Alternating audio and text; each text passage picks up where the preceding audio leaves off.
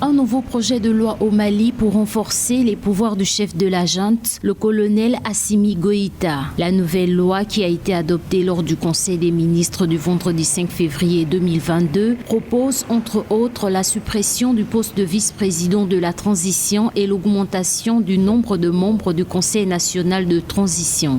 Oui, effectivement, le Conseil national de transition, qui fait office donc de l'Assemblée nationale, a été convoqué en session extraordinaire ce week-end pour plancher entre autres sur différents projets de textes qui ont été adoptés en Conseil des ministres, notamment la charte donc de la transition. Le nouveau texte précise que la suppression du poste de vice-président de la transition vise à éviter les duplications des missions et permettre aux ministres chargés de la Défense et aux ministres chargés de la Sécurité de recouvrer et d'exercer la plénitude de leurs attributions traditionnelles. Le Conseil national de transition aura ainsi pour mission de réviser la charte de la transition et la loi électorale.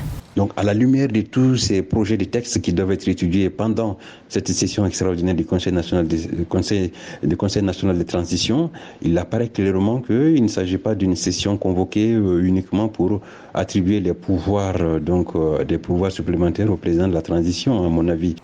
Lancées dans le pays depuis le 11 décembre 2021, les assises nationales avaient décidé de prolonger la transition de la junte militaire de 6 mois à 5 ans. Un délai jugé inacceptable par la Communauté économique des États de l'Afrique de l'Ouest, CEDEAO, qui dit attendre un calendrier plus raisonnable des autorités maliennes. En attendant, le Mali est toujours suspendu des instances de la CEDEAO. Ces sanctions impactent fortement son économie.